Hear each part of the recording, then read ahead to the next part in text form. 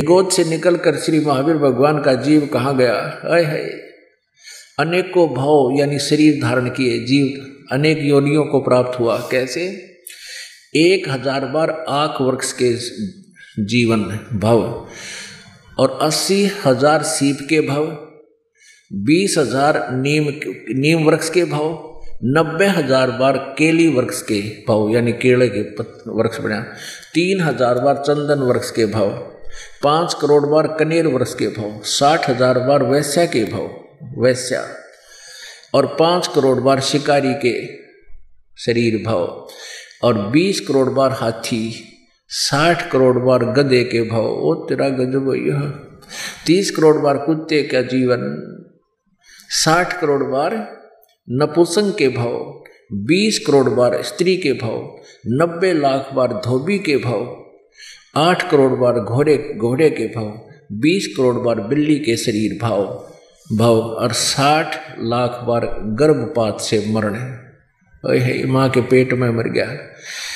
और 80 लाख बार देव प्रयाग को प्राप्त हुआ। होय होय, केवल 80 लाख बार तो देवता बना और गधा बना, कुत्ता बना, 30 करोड़ बार कुत्ता तो एक बार बना हुआ बतेरा, ये सारा पानी फिर जाए देवता ने, एक का जीवन बतेरा कुत्ते का, सिर में कीड़े पड़ जा, खाज लाग जा, टांग टूट जा, सर्दी में पता नहीं कहाँ पड़ा रहे, और 60 करोड़ बार गधे का जीवन।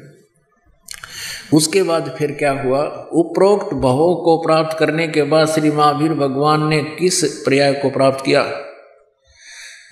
राजगृह नगर में सथावर नामक ब्राह्मण, फिर महेंद्र स्वर्ग में, फिर राजगृह में विश्वभूति राजा की जैनी रानी से विश्वनंदी नामक पुत्र हो गया, महाशुक्र स्वर्ग में देव हुआ, त्रिपुरुष नामक नारायण हुआ, फिर 7वें नरक में गया, ये और कच्चा काम रह रहा था, ये स्पष्ट हो गया, फिर 7वें नरक में गया। ओए होए, अब ये 295 पे अपना पड़ा, अब 296 पे।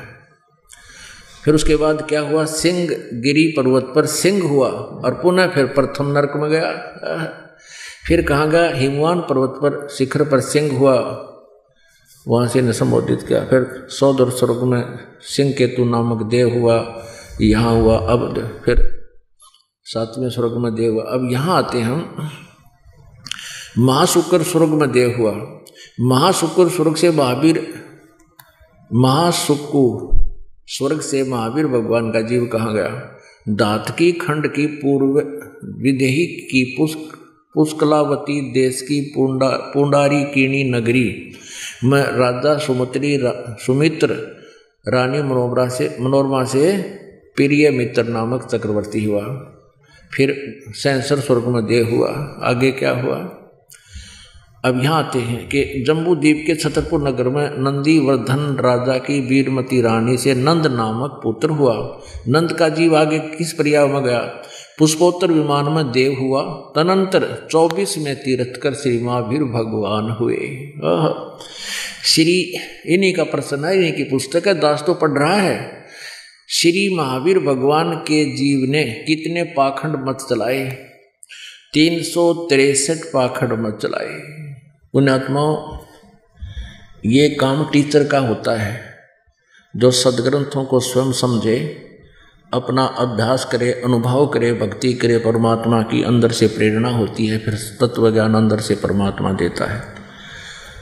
अब इसका निष्कर्ष देखो कि ऋषभ देव जी ने गुरु दीक्षा ली किसी ऋषि से, उसके बाद साधना की, और ऋषभ देव जी से फिर 1000 वर्ष ऋषभ देव जी ने साधना की। उसके बाद जब वो अपनी साधना समाप्त की, तुरंत पहला शिष्य बनाया मारीची, और वही आगे चलकर महावीर जैन हुआ। तो ऐसे ओम नाम यानी वेदों अनुसार साधना करने वाले जीव की क्या दुर्गति हुई? 80 लाख बार तो देवता बना,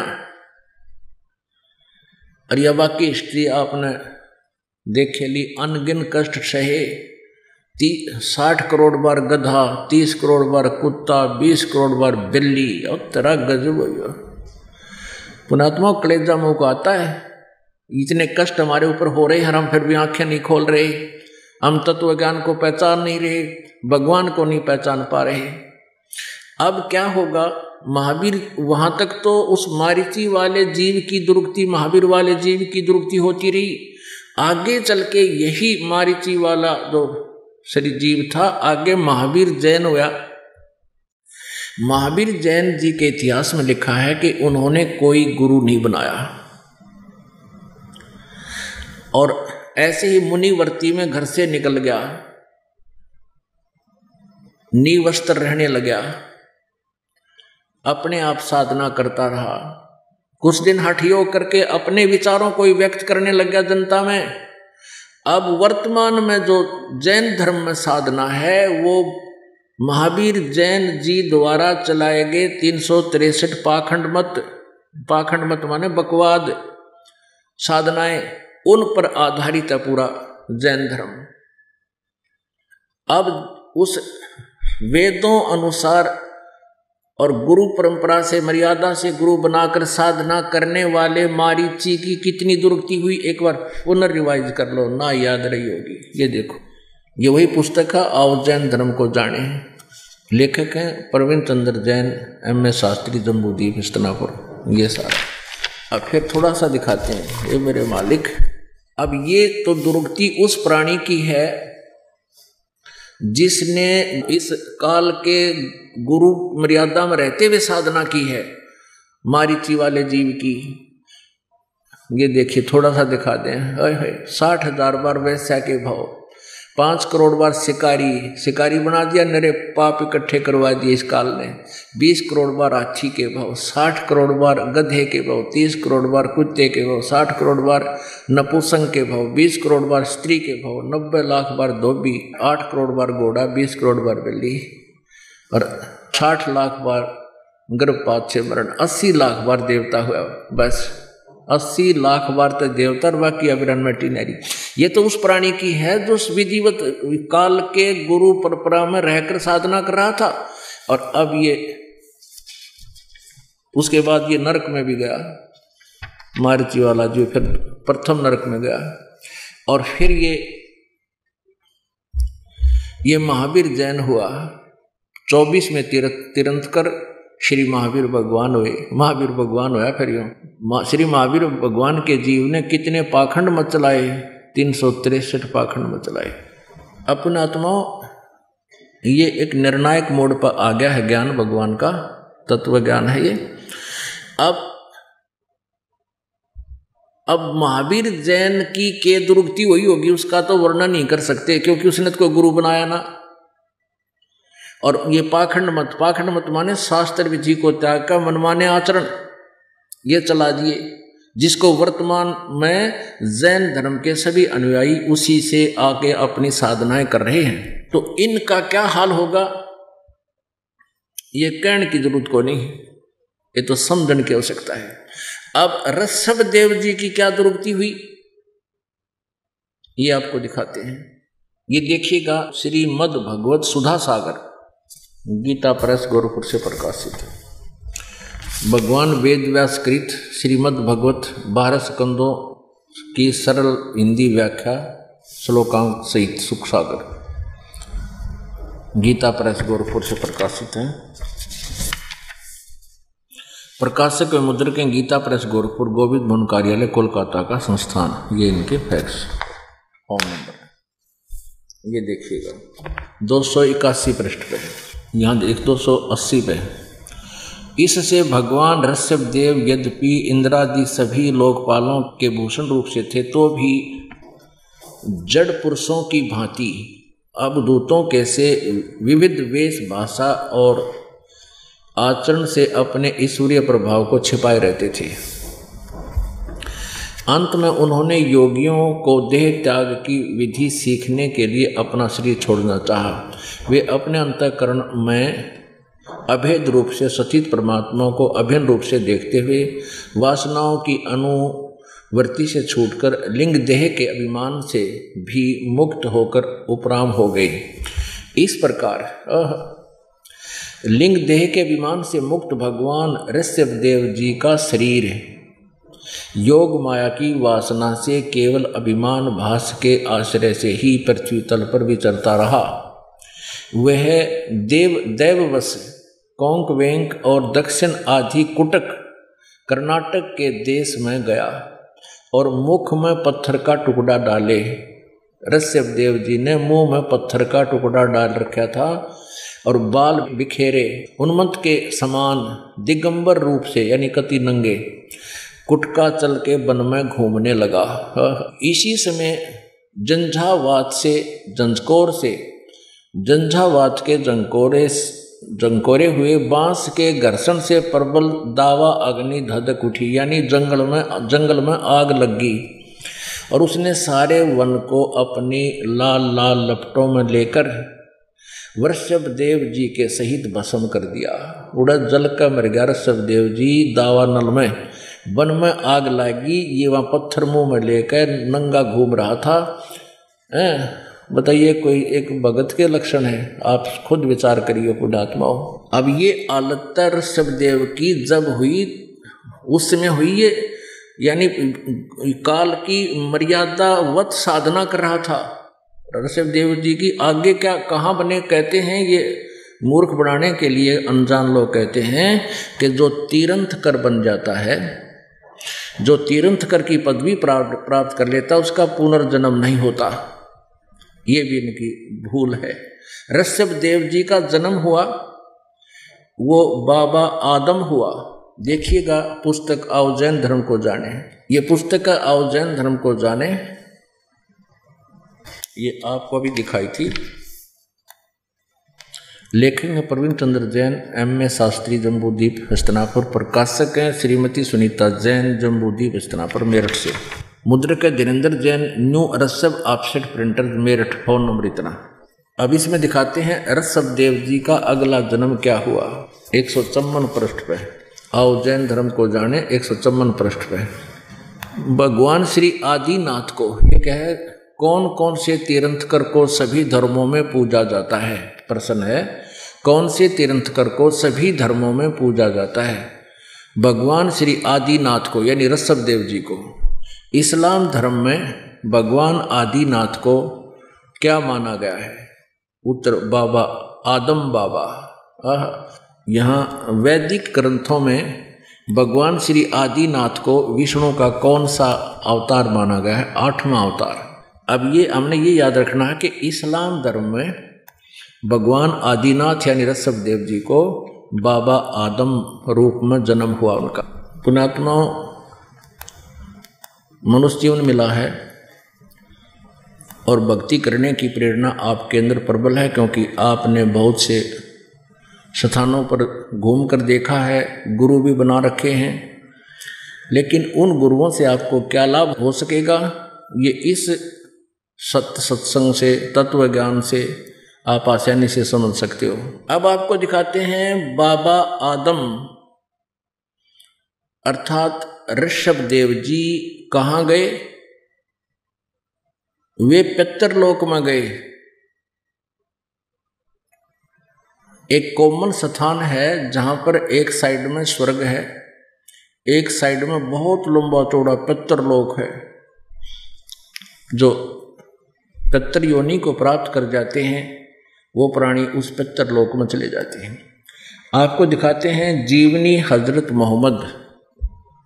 ये देखिए, पहले आपको मौखिक बताते हैं थोड़ा। हजरत मोहम्मद जी को एक खच्चर जैसा जानवर आया ऊपर तक, वो उनको साथ लेकर के एक जबरील नाम का देवता उनको उस खच्चर जैसे पशु पर बैठा करके ऊपर ले गया। वहां स्वर्ग बताते हैं कि स्वर्ग में देखा एक व्यक्ति दाईं ओर मुख करके तो हंस रहा था और बाईं ओर मुख करके रो रहा था बुरी तरह। हजरत मोहम्मद जी ने पूछा उस जबराइल नामक देवता से, फरिश्ते से, कि ये व्यक्ति कौन है, ये क्यों हंस रहा है और क्यों रो रहा है। उस जबराइल ने बताया कि ये बाबा आदम है, दाईं ओर स्वर्ग में इसकी नेक संतान है, अच्छी संतान सुखी है, और बाईं ओर नरक है, उस नरक में इसकी निकम्मी संतान वह महाकष्ट उठा रही है। दाईं ओर जब देखता है अपने संतान को सुखी देखकर ये खुश होता है, और इधर बाईं तरफ नरक में अपनी निकम्मी संतान को कष्ट उठाते हुए उनके ऊपर यातनाएं दी जा रही हैं, उनको देखकर ये रो रहा है। बता, या ये फायदा मिला ऋषभदेव को।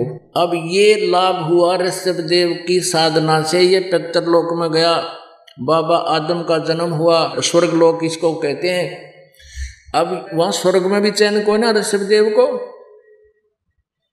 बाबा आदम को, वहां भी कभी हंस रहा है कभी रो रहा है। तो यहां में और वहां में क्या अंतर हो गया?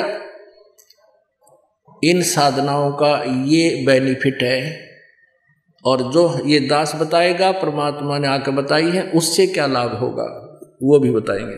अब देखिएगा जीवन चरित्र हजरत मोहम्मद मुसलमान धर्म के प्रवर्तक का। जीवनी हजरत मोहम्मद सल्लल्लाहु अलैहि वसल्लम, मोहम्मद इनायतुल्लाह सुबहानी इसके राइट हैं। हजरत मोहम्मद की जीवनी है सल्लल्लाहु अलैहि वसल्लम, इन्हीं की उपमा ही है। मोहम्मद इनायतुल्लाह सुबहानी अनुवादक हैं नसीम गाजी फलाही। इन्होंने तो ये अरबी भाषा में लिखा था, अनुवादक ये है हिंदी में।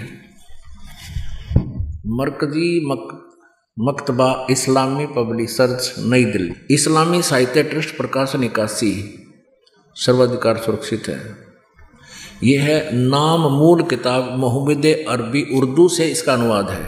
प्रकाशक मरकजी मकतबा इस्लामी पब्लिशर्स D 307 दावत नगर अबुल फजल इनकलेव, जामिया नगर नई दिल्ली से। ये इनके दूरभाष और फैक्स नंबर है। मुद्रक है HS ऑफसेट प्रिंटर्स नई दिल्ली।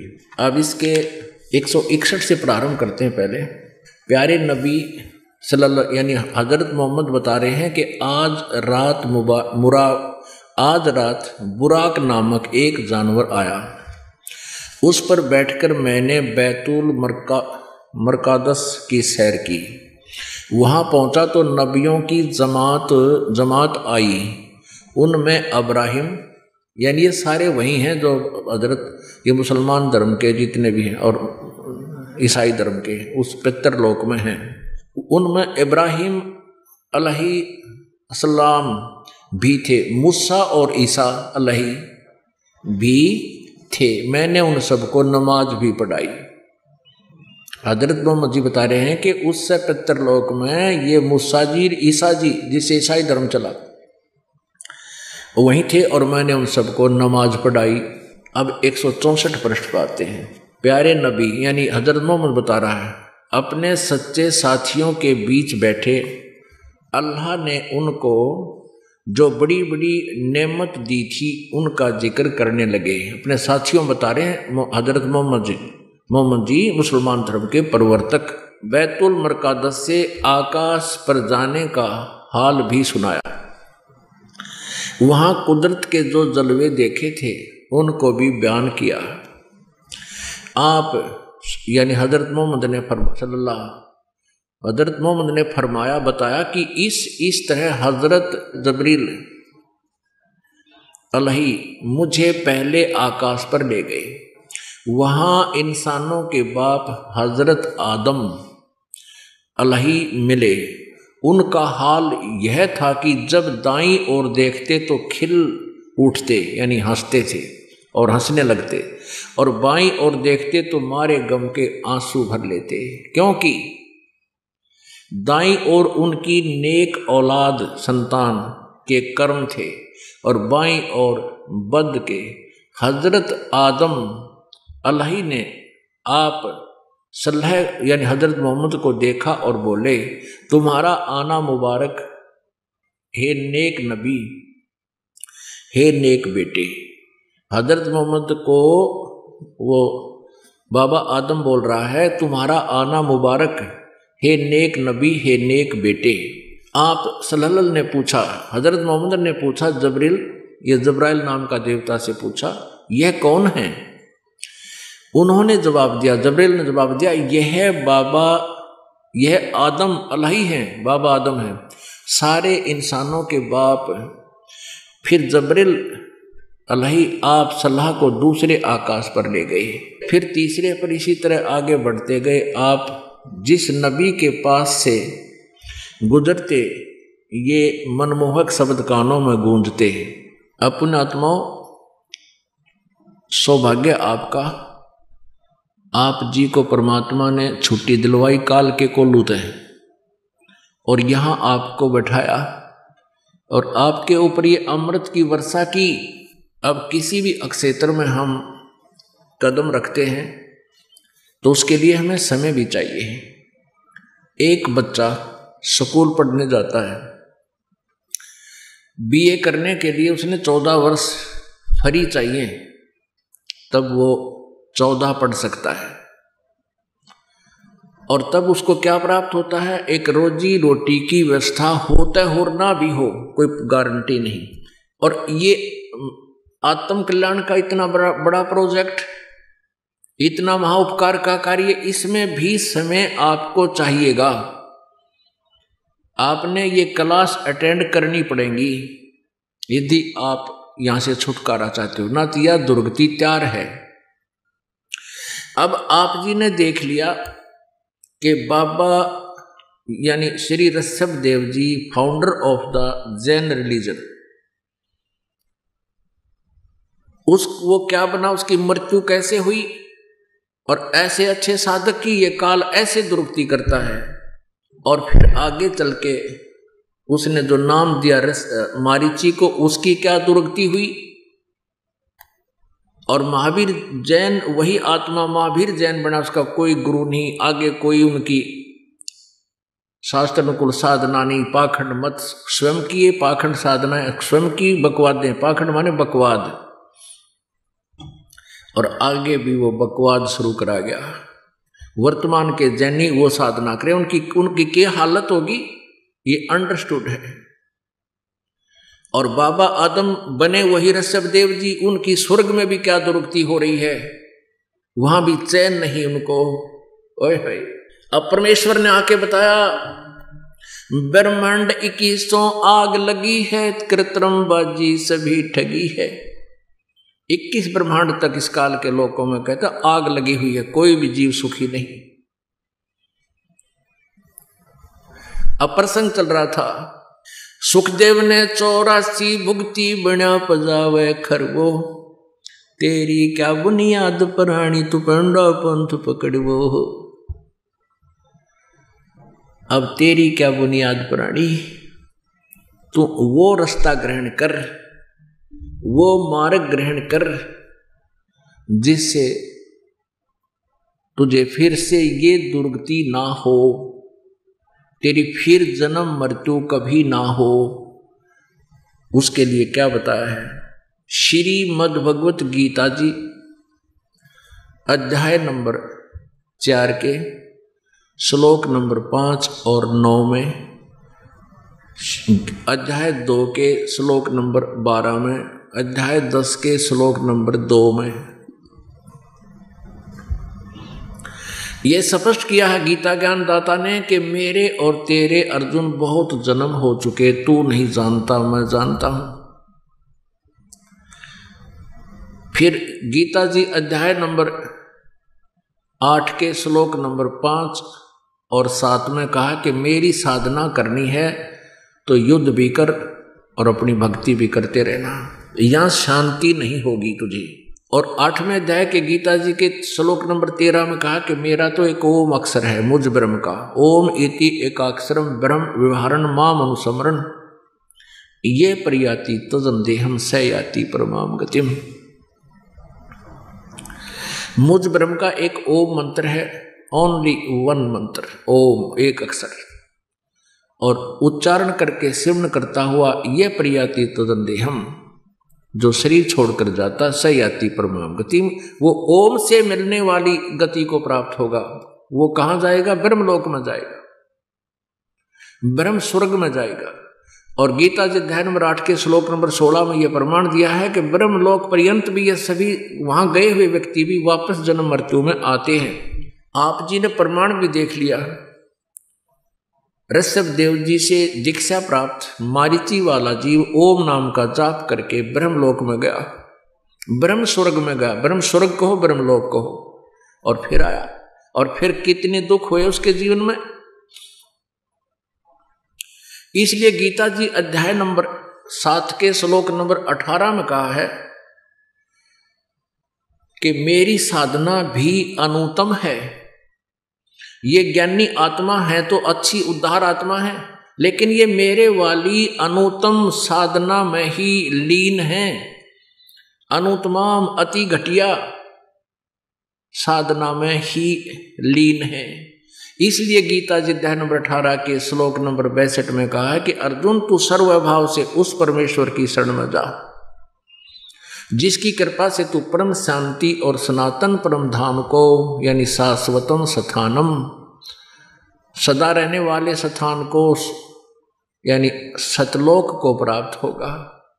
गीता जी अध्याय नंबर 4 के श्लोक नंबर 25 से लेकर 31 तक कहा है कि अर्जुन कोई तो देवताओं की पूजा करता है, कोई श्वास उश्वास की क्रियाएं करता है, प्राणापान की क्रियाएं करता रहता है, और कोई स्वाध्याय करता है, कोई तीक्ष्ण अहिंसावादी व्रत ही रखता है, जैसे मुंह पर पट्टी बांध के और नंगे पैरें घूमना, कोई नित्य पाठ करता है, कोई किसी मंत्र का जाप करता है। और प्रत्येक साधक अपनी साधना को पापनाशक जानता है, इसलिए तो कर रहा, नहीं तो त्याग दे, उनको पता लग जाए कि ये ठीक नहीं है, शास्त्र विरुद्ध है।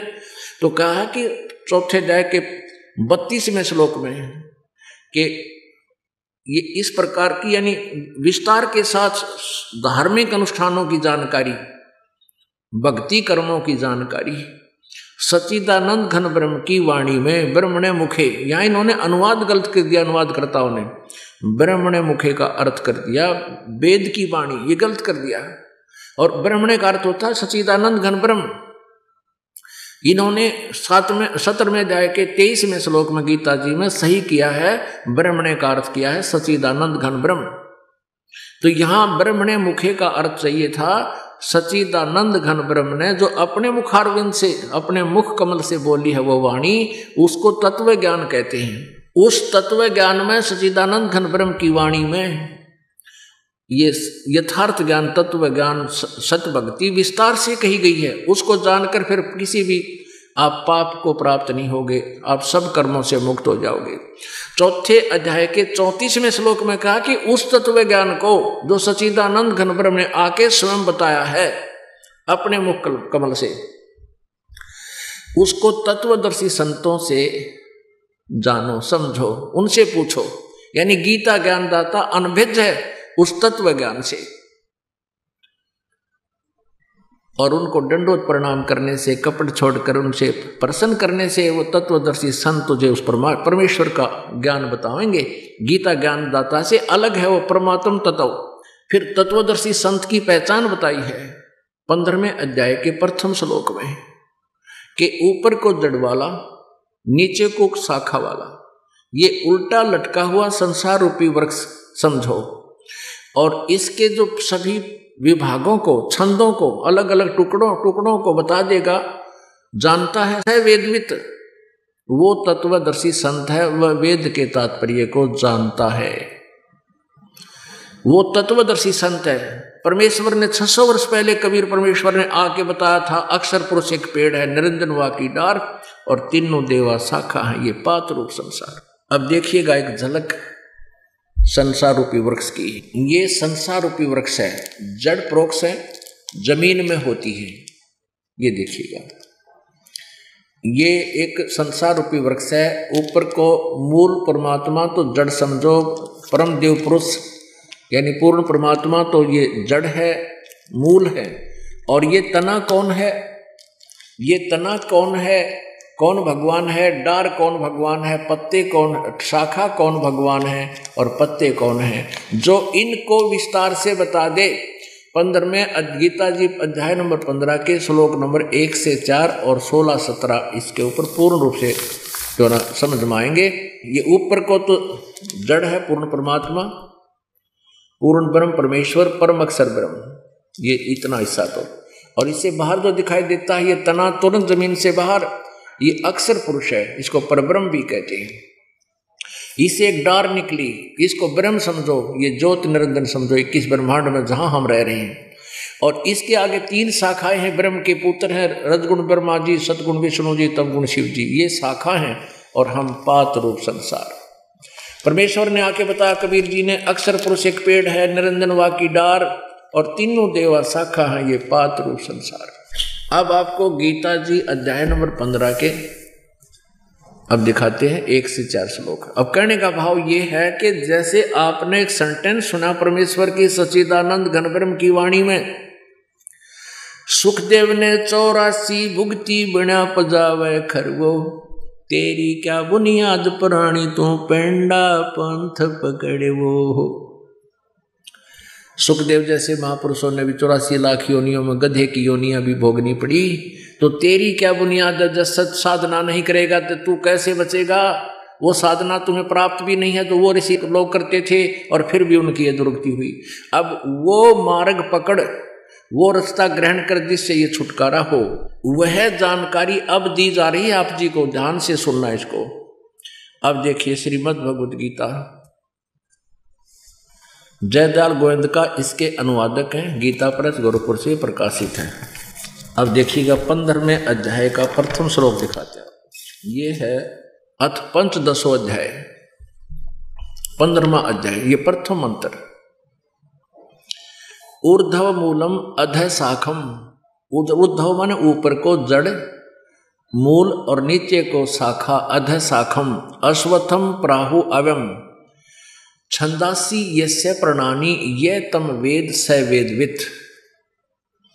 इसका अर्थ है सीधा सा कि ऊपर को जड़ है उस पूर्ण परमात्मा समझो, इस संसार रूपी वृक्ष की, क्योंकि जड़ से ही पौधा होगा और जड़ से ही सारे पेड़ को आहार मिलता है, यानी सबका मालिक, सबका धारण पोषण करने वाला वो पूर्ण परमात्मा ऊपर है, शतलोक में है, सचखंड में है। और अधः शाखम, अब गीता ज्ञानदाता ने सिर्फ 2 पॉइंट बताए हैं, ऊपर न जड़ वाला और नीचे न शाखा वाला, उल्टा लटका हुआ संसार रूपी वृक्ष है। और छंदासी यानी इसके विभाग, पत्ते आदि इसके विभाग कहे गए हैं। और ये तम वेद, इन सभी छंदों को, पत्ते आदि सभी छंद माने विभागों को, खंडों को जो बता देगा, ये तम वेद जो जानता है, स वेदवित, वह वेद के जानने वाला है, तात्पर्य को समझने वाला है, वह तत्वदर्शी संत है। अब इनका अनुवाद देखिए गीता प्रेस गोरख वालों का। आदि पुरुष परमेश्वर मूल वाले हैं, यानी जड़ तो समझो पूर्ण परमात्मा है, परमेश्वर है। अधः शाखम, यहां गलती कर दी इन्होंने, ब्रह्मा रूप मुख्य शाखा वाले नहीं, अधः शाखम नीचे को शाखा वाला। अब यहां देखो अधः माने, ये दूसरे श्लोक में 2 बार अधः लिखा है 15वें अध्याय का, और इसका अनुवाद इन्होंने यह खुद किया है। अधः माने नीचे, अधः माने नीचे। तो हम यहाँ इसको ठीक कर लेंगे। ये विचलित हैं, इनको तत्व ज्ञान नहीं था, इन्होंने तो छट्टे मार रखे, जहाँ इनकी बुद्धि विचलित होगी, तुक्के लगा रखे। ऊर्ध्व मूलम, ऊपर को शाखा, ऊपर को जड़ वाला और नीचे को शाखा वाला, अधः शाखम नीचे को शाखा वाला। संसार रूपी पीपल के वृक्ष को अविनाशी कहते हैं। वेद, इन्होंने छंदासी माने वेद कर दिया, नहीं, उसके टुकड़े हैं, वो पत्ते आदि उसके टुकड़े हैं और जिसके पत्ते आदि कहे गए हैं। और उस संसार वृक्ष को जो व्यक्ति मूल सहित तत्व से जानता है, जड़ से लेकर पत्तों तक बता देगा, वह स वेदवित, वह वेद के तात्पर्य को जानने वाला है, वह तत्वदर्शी संत है। अब देखना दूसरे में, उस संसार की तीनों गुण रूप, तीनों गुण रूप। अब ये यहाँ ये कोड वर्ड है, रजगुण ब्रह्मा जी, सतगुण विष्णु, तमगुण शिव जी रूपी तीनों गुण रूपी शाखाएं। ये विषय पर वाला, संस्कृत भी दिशा देखो, विषय पर वाला शाखा ये है, आदि योनि रूप शाखाएं हैं, विषय भोग वाली शाखाएं नीचे और ऊपर फैली हुई है, सर्वत्र नहीं है। ये ऊर्ध्व माने ऊपर और नीचे फैली हुई। मनुष्य लोक में, यानी इस पृथ्वी लोक, मनुष्य लोक में कर्मों के अनुसार बांधने की, यहाँ फंसाए रखने की भी मूलानी मुख्य कारण है ये ब्रह्मा विष्णु महेश जी तीनों गुण। और नीचे और ऊपर, ये सभी लोकों में नहीं, नीचे और ऊपर, यानी पृथ्वी लोक पर यह ज्ञान बोला जा रहा था।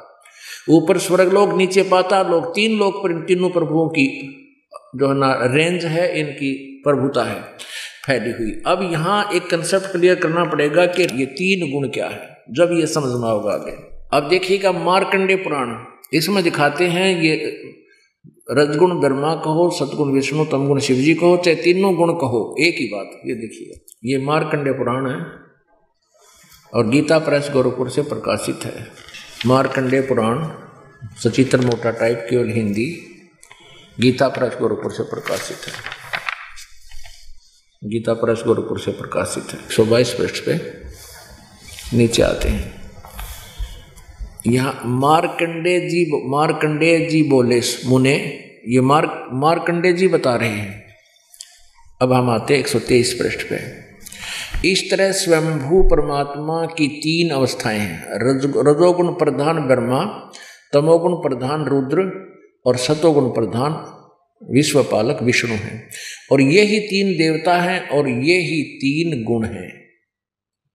अब ये यहाँ से कोड वर्ड समझना, वो तीनों गुण कौन है? ब्रह्मा जी, विष्णु जी, शिव जी। रजगुण ब्रह्मा, सतगुण विष्णु, तमगुण शिव जी। अब पुण्यात्माओं, समझदार को संकेत ही बहुत होता है, फिर भी ये अज्ञान इतना कर दिया इन अज्ञानियों ने, नकली ऋषि गुरुओं ने।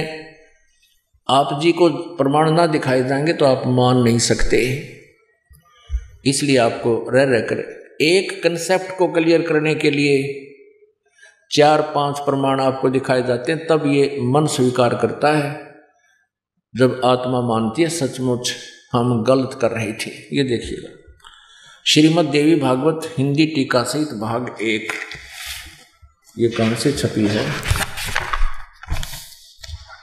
अथ देवी भागवतम भाषा सभाष्टीकम सहमात्यम, खेमराज श्री कृष्णदास प्रकाशन, बंबई 4। इसका हम तीसरा सकंद दिखाएंगे आपको। अथ श्रीमद् देवी भागवते भाषा टीका युक्ते तृतीय सकंद है प्रारंभते।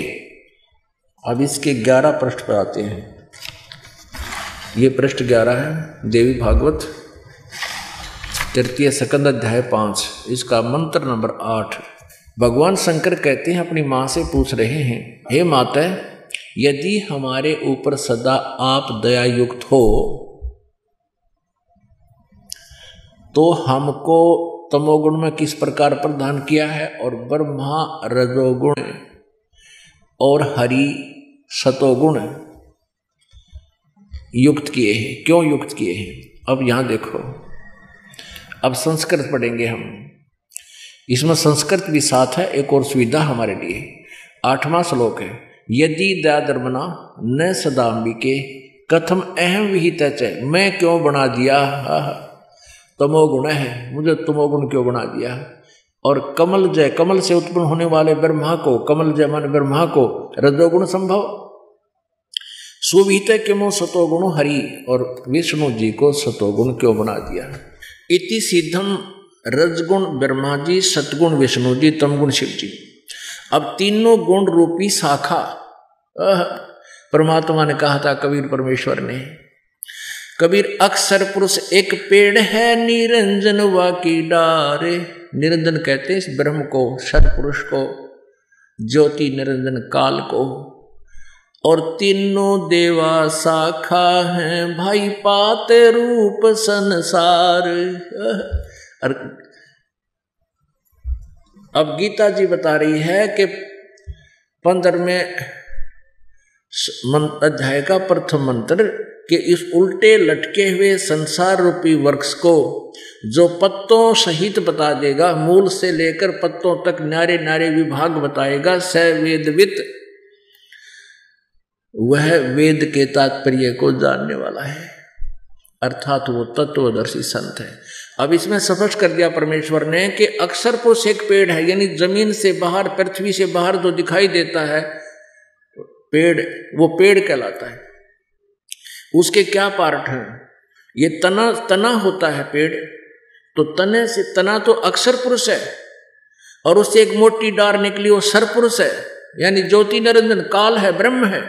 और उस डार के 3 शाखा हैं, रजगुण ब्रह्मा, सतगुण विष्णु, तमगुण शिव जी। ये इस ब्रह्म के पुत्र हैं, काल के पुत्र हैं, दुर्गा के इनकी माता है। और उससे आगे हम हैं पात रूप संसार। पुण्यात्मा, अब गीता जी अध्याय नंबर 15 के श्लोक 1, 2, 3, 4 को ये दास इसलिए आपके समक्ष रूबरू कर रहा है कि इसमें ये लिखा है कि उस तत्वदर्शी संत की प्राप्ति के उपरांत इस तत्व ज्ञान रूपी शस्त्र से अज्ञान रूपी इस गुत्थी को काट कर सुलझा कर समझ कर उसके पश्चात उस परमेश्वर के उस परम पद की खोज करनी चाहिए, जहां जाने के बाद फिर लौटकर साधक फिर पुनः संसार में कभी नहीं आते। उनका पूर्ण मोक्ष हो जाता है, उनको शाश्वत स्थान प्राप्त होता है। और जिस परमेश्वर ने सारे ब्रह्मांडों को रचा है और उसी की साधना करनी चाहिए, अन्य की नहीं। ये गीता ज्ञानदाता फाइनल कर रहा है। अब आप श्रीमद् भगवत गीता जी को पढ़िए। पुण्यात्माओं, परमेश्वर ने अपनी वाणी में, सच्चिदानंद घन ब्रह्म की वाणी में कहा है, सतगुर बिन काहु न पाया ज्ञान, जो थो था बुझ छड़े मूड किसान। गुरु बिन वेद पढ़े जो प्राणी, समझे न सार रहे अज्ञानी। गुरु बिन वेद पढ़े जो प्राणी, गुरु तो ये नकली भी थे जी, आज तक वेद समझे ना गीता समझी। ये गुरु नहीं थे, ये नकली थे सभी, जिन्होंने पूरे विश्व को बर्बाद कर दिया, काल के जाल में फंसा रखा है। और इन्होंने आज तक वेदों का ज्ञान नहीं, ना ब्रह्मा जी को, ना विष्णु जी को, ना शिव जी को, ना सतियों के ऋषियों को नहीं, वर्तमान क्या को तो होना कहां से है। किसी को वेदों का ज्ञान नहीं था। पुण्यात्माओं, ये शब्द दास कहे, ये कुनीन से भी कटु हैं, लेकिन इनको आपको ये प्रमाण जब आपको दिखाए जाएंगे तो ये आपको कुनीन नहीं, ये बूरा की तरह मीठे लगेंगे, शुगर की तरह। अभी आपको पहले ये दिखाते हैं 15वें अध्याय का 1 से 4 और 16 और 17। उसके बाद दिखाएंगे कि ब्रह्मा विष्णु महेश भी अज्ञानी थे, वेद नहीं जानते थे, वेद ज्ञान नहीं था इनको, और हम इनको भगवान मान रहे थे, इनकी पूजा करते थे। अब देखिएगा श्रीमद् भगवत गीता अध्याय नंबर 15 15वां अध्याय, और ये प्रथम मंत्र है। अब बहुत आसानी से समझ में आएगा। ऊर्ध्व मूलम अधः शाखम, ऊर्ध्व मूलम अधः शाखम अश्वत्थ प्राहु अव्यम, ऊपर को जड़ और नीचे को शाखा वाला, ये संसार रूपी अविनाशी पीपल का वृक्ष कहा गया है। छंदासी यस्य प्रणानी, यह तम वेद, जिसके छंद विभाग पत्ते सहित जो हैं, सब पत्तों सहित जानता है। यह तम वेद, जो उसको जानता है, अज्ञान अंधकार में छुपे हुए को जानता है। स वेदवित, वो वेद के तात्पर्य को जानने वाला है, अर्थात वो तत्वदर्शी संत है। ये हमने पढ़ लिया, आपने दूसरा भी पढ़ लिया। उस संसार वृक्ष की तीनों गुण, रजगुण ब्रह्मा, सतगुण विष्णु, तम गुण शिवजी रूपी शाखाएं ऊपर नीचे फैली हुई हैं। अब हम तीसरा पढ़ेंगे, इस संसार वृक्ष का स्वरूप। अब गीता ज्ञानदाता कहता है कि जैसा कि मैं आपको ज्ञान दे रहा हूं, इस संसार वृक्ष का जो स्वरूप मैं तुझे बता रहा हूं, इस संसार वृक्ष का स्वरूप जैसा कहा है वैसा यहां विचार काल में, यानी मेरे और तेरे गीता जी के विचार काल में, इस डिस्कशन में गीता जी का ज्ञान जो मैं दे रहा हूं, इसमें मैं नहीं बता पाऊंगा, क्योंकि मुझे इसका कोई पूर्ण ज्ञान नहीं है। गीता ज्ञानदाता हाथ खड़े कर रहा है। इस संसार वृक्ष का स्वरूप जैसा कहा है वैसा यहाँ विचार काल में गीता जी के डिस्कशन में नहीं पाया जाता, मैं नहीं बता पाऊंगा, क्योंकि इसका न आदि है और न अंत है, तथा न इसकी अच्छी प्रकार स्थिति, यानी ये खुद परिचित नहीं है, इसलिए कह रहा है। इसलिए इस सुविरुद्ध मूलम, अति दृढ़ मूल वाले, ये नहीं अति दृढ़ मूल वाले, क्योंकि मूल जड़ पूर्ण परमात्मा है, वो स्थान शाश्वत स्थान है, वो कभी नष्ट नहीं होता, वो दृढ़ स्थान है।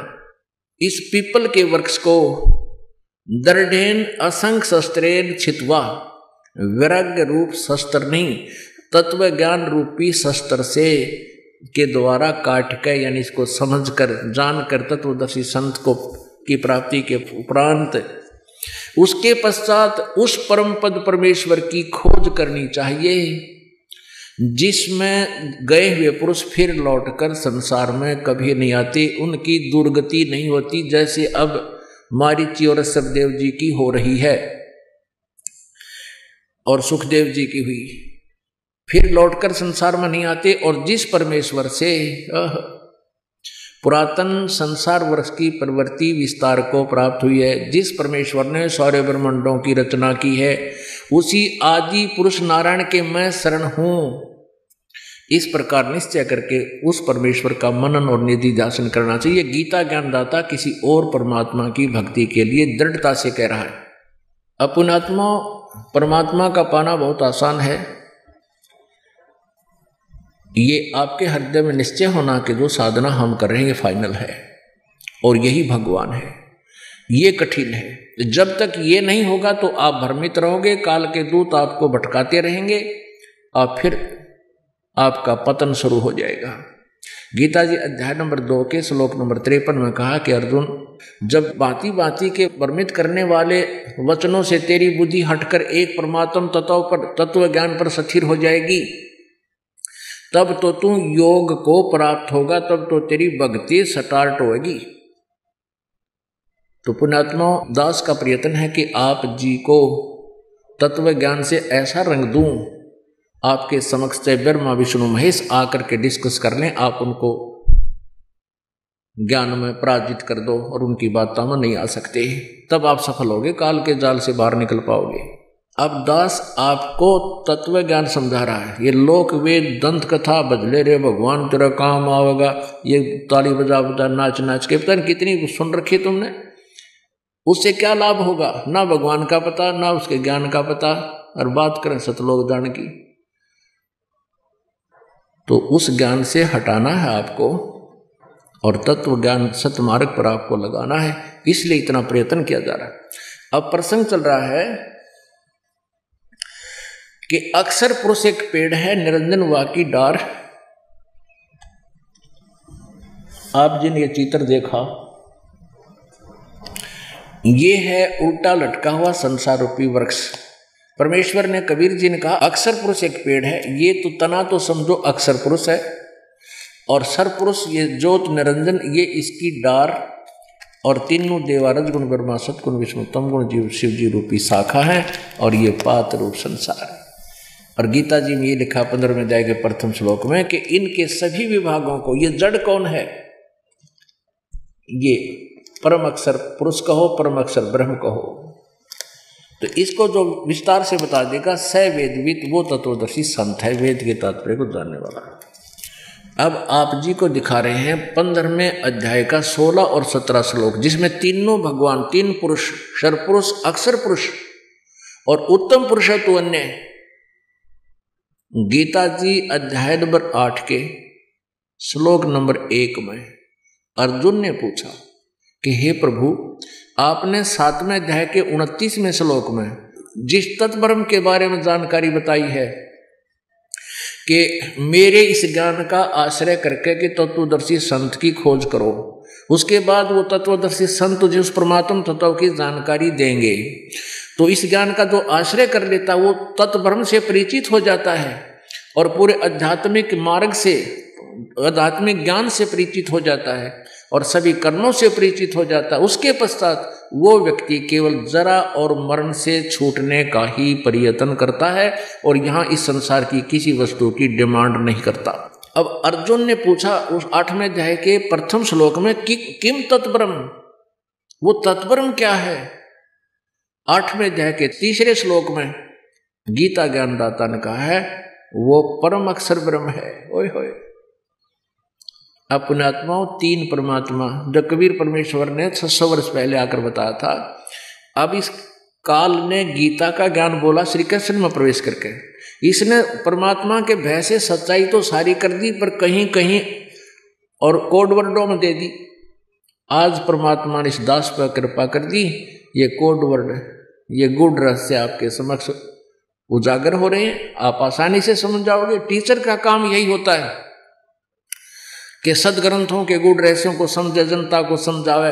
और हम इन नकली ऋषि महर्षि जो संस्कृत भाषा को जानते थे, इनको कह का नहीं पता था वेदों और गीता का, और हम इनको इनकी ज्ञाता मानकर इनके द्वारा दंत कथा को सुनते रहे और हमारे सारे पूर्वज जीवन नष्ट करके चले गए। इन्होंने महा अपराध कर रखा हमारे साथ। कोई व्यक्ति आपको 10, 20, 50 हजार का धोखा दे देता है, कोई बात नहीं, वो कोई बड़ी बात नहीं है। आप 2 लाख 10 लाख का भी नुकसान कर देता है धोखा झूठ बोल के, वो घाटा पूरा हो सकता है। मनुष्य जीवन के साथ धोखा कर रही है नकली संत गुरु, और अब भी नहीं मान रहे हैं, अब भी रोड़ा अटका रहे हैं, भक्तों को गुमराह कर रहे हैं। रामपाल आलोचक है, उसकी बातें मत सुनना, उसका ज्ञान ना सुनना, वो तो दुश्मन है समाज के, वो हितैषी नहीं है समाज के। वो नहीं चाहते कि परमात्मा के पास ये आत्माएं पहुंच जाएं, वो काल के पक्के दूत समझना। आज कोई बालक नहीं है, सब शिक्षित है, सदग्रंथ हमारे सामने हैं, हमारे पास है, हम आसानी से समझ सकते हैं। इन नकली गुरुओं से आपने स्वयं बचना होगा, ये नहीं आपको आने देंगे सतमार्ग पर। अब यहाँ प्रसंग चल रहा है कि 3 परमात्मा क्लियर हैं, एक सरपुरुष, अक्षर पुरुष, एक परम अक्षर पुरुष। परम अक्षर पुरुष कहो, परम अक्षर ब्रह्म कहो। फिर गीता जी अध्याय नंबर 8 के श्लोक नंबर 5 और 7 में गीता ज्ञानदाता सरपुरुष कहता है, मेरी भक्ति ओम नाम से होगी, मेरे पास आना है तो मेरी भक्ति कर, मेरे पास रहेगा, मुझे प्राप्त होगा, युद्ध भी कर, यहाँ शांति नहीं हो सकती। और 8 में जाए कि 8, 9, 10 में उस परम अक्षर ब्रह्म की साधना के लिए कहा कि उसकी साधना करेगा, उसके पास चला जाएगा, उसके पास चला जाएगा, फिर तेरी जन्म मृत्यु कभी नहीं होगी, तो पूर्ण रूप से मोक्ष प्राप्त करेगा। अब उन तीनों परमात्माओं की जानकारी इस पवित्र सदग्रंथ यानी गीता जी के 15वें अध्याय के 16 और 17 में दी है। इसको पढ़िए, अध्याय नंबर 15। अब यहां से दिखाएंगे, इसका 16 श्लोक है। द्वौ इमौ पुरुषौ लोके सर च अक्षर है एव च। द्वौ इमौ पुरुषौ लोके सर च अक्षर है। इस संसार में 2 प्रभु इस लोक में, काल वाले मिट्टी पृथ्वी वाले लोग बोलते हैं, सरपुरुष और अक्षर पुरुष के लोग उनको। इस लोक में 2 भगवान हैं, एक सरपुरुष एक अक्षर। सर व अक्षर, पुरुषो मन प्रभु, और सर्वाणी भूतानि कटुष्ट अक्षर उच्चते, यानी इन दोनों भगवानों के लोक में सभी प्राणियों के स्थूल शरीर नाशवान हैं और जीवात्मा किसी की नहीं मरती। अब यहां अनुवाद देखो इन्हीं का, ये 15वें अध्याय का 16वां श्लोक हम पढ़ रहे हैं। इस संसार में नाशवान और अविनाशी भी सर च अक्षर, इसको सर पुरुष कहो नाशवान प्रभु, अक्षर पुरुष कहो अविनाशी प्रभु भी, ये 2 प्रकार के पुरुष हैं, प्रभु हैं। ये 2 प्रकार के परमात्मा प्रभु स्वामी हैं, पुरुष माने प्रभु हैं। और इनकी तथा इनके प्राणियों की, इनके लोक में सर्व प्राणियों के शरीर तो नाशवान है और जीवात्मा अविनाशी कहा गया। अब यहां देखना पड़ेगा कि इन्होंने अक्षर पुरुष भी कहा है, अक्षर का अर्थ अविनाशी होता है, लेकिन फिर भी ये कहा, इसमें क्लियर कंसेप्ट कर दिया 17वें में कि उत्तम पुरुष है तो अन्य है। इन ऊपर दोनों सरपुरुष और अक्षर पुरुष से कोई और परमात्मा है जो श्रेष्ठ प्रभु है। परमात्मा इति उदाहरत है, जिसको भगवान कहा जाता है। ये लोक तरम आविश्य विभर्ति, जो तीनों लोकों में प्रवेश करके सबका धारण पोषण करता है, क्योंकि मूल से जड़ से पूरे पेड़ को आहार प्राप्त होता है। तो परमात्मा कबीर परमेश्वर से, परम अक्षर ब्रह्म से ही सबका धारण पोषण होता है। और वो अव्यय ईश्वर है, वो वास्तव में अविनाशी परमेश्वर है। अब यहां इसको भी अक्षर पुरुष कह दिया, अविनाशी कह दिया, लेकिन नहीं, वास्तव में अविनाशी तो वो तीसरा है, परम अक्षर ब्रह्म है। अब ये अविनाशी क्यों कहा? अब जैसे ब्रह्मा विष्णु महेश ये तीनों नाशवान हैं, पहले ये कंसेप्ट क्लियर करते हैं। श्रीमद् देवी भागवत गीता प्रेस गोरखपुर से प्रकाशित है। हनुमान प्रसाद पोदार चमनलाल गोस्वामी इसके संपादक हैं। गीता प्रेस गोरखपुर से ही प्रकाशित है। इसके 123 पृष्ठ पे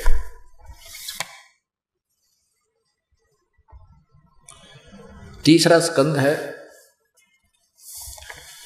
अब भगवान विष्णु जी कह रहे हैं, दुर्गा की अपनी माता की स्तुति कर रहे हैं। तुम शुद्ध स्वरूपा हो, यह संसार तुम इसे उद्भासित हो रहा है। मैं ब्रह्मा और शंकर हम सभी